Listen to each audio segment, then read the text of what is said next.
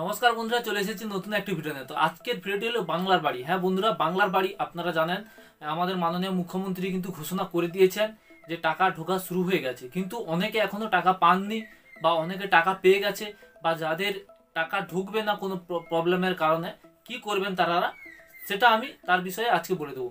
তো বন্ধুরা, টাকা কিন্তু জবে থেকে যে ঘোষণা করে দিয়েছে, আজকে ধরো ঘোষণা করে দিল যে আজ থেকে টাকা ঢোকা শুরু হয়ে যাবে, তা নয়। ঢুকতে একদিন বা দুদিন সময় লাগে, তারপরে কিন্তু পরপর করে ঢুকে যায় অ্যাকাউন্টে। তো এখনো যে টাকা ঢুকতিছে বা আজ অব্দি যে টাকা ঢুকতিছে তার কিন্তু আমি আজকে প্রমাণ দিয়ে দেবো, এবং দেখতে পাবেন যে এখনো কিন্তু টাকা ঢুকছে। কিন্তু দেখা যাবে আরও কিছুদিন সময় লাগবে, বা এ মাসটাও পুরো সময় লেগে যেতে পারে টাকা অ্যাকাউন্টে আসার জন্য। কারণ একসঙ্গে সবার অ্যাকাউন্টে একই সঙ্গে ঢুকতে পারে না, সময় নিয়ে নেয়, এক দুদিন অন্তর অন্তর কিছু কিছু মানুষের অ্যাকাউন্টে টাকা আসে।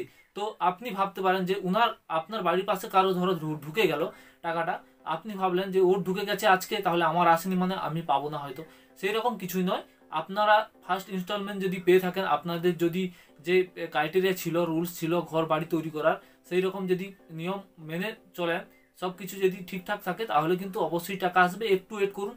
আর যেটা বলবো, যাদের টোটালি টাকা ঢুকবে না, এই মাসটা অপেক্ষা করুন, মে মাসটা অপেক্ষা করুন। যদি না ঢোকে তাহলে আপনারা বিকল্প পদ্ধতি বলে দেব, সেটা আপনারা কল করতে পারেন, বা আপনারা নিজের বিডিও অফিসে বা স্থানীয় বিডিও অফিসে বা অঞ্চল অফিসে গিয়েও আপনারা যোগাযোগ করতে পারেন।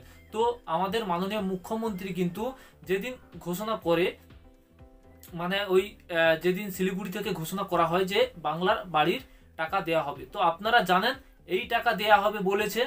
এবং যে যাদের লিস্টে নাম রয়েছে বা PWL লিস্টের নাম রয়েছে যাদের, তাদেরও কবে দেবে ফার্স্ট কিস্তি এবং সেকেন্ড কিস্তি কবে দেবে সেটাও বলে দিয়েছে।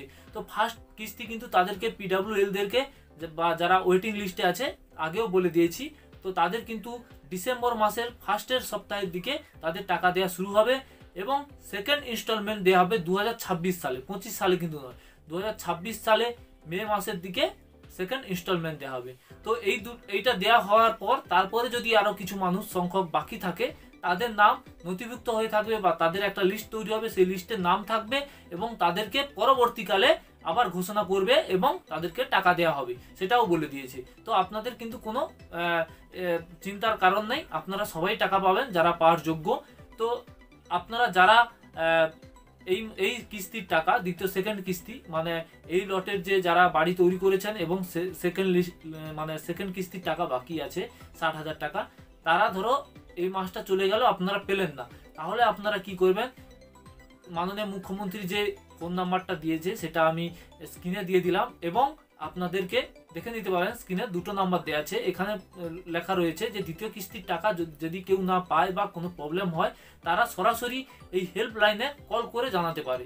এই হেল্পলাইনে কল করলে তারা আপনার নামে কমপ্লেন নেবে, এবং আপনার কি প্রয়োজন বা কি ব্যাঘাত ঘটেছে সেটা দ্রুত সলভ করবে, অতি দ্রুত সলভ করা হবে। এবং আপনারা চাইলে বিডিও অফিস এবং অঞ্চল অফিসেও যোগাযোগ করে সেটা কমপ্লেন আকারে দরখাস্ত দিতে পারেন, এবং সেটা আপনাদের সলভ কিন্তু খুব শীঘ্রই হয়ে যাবে। তো দ্বিতীয় কথায় আসি, আপনারা বুঝতে পারলেন, যদি এই মাসের টাকা কিন্তু এখনো ঢুকছে, এবং আপনাদের যাদের এই মাসের টাকা ঢুকবে না, তারা পরবর্তীকালে কমপ্লেন দিতে পারে। তো প্রায় 12 লক্ষ মানুষকে কিন্তু টাকা দিয়ে দিয়েছে, এবং বাকি 16 লক্ষ মানুষকে কিন্তু ডিসেম্বর থেকে আবার দেওয়া শুরু হবে।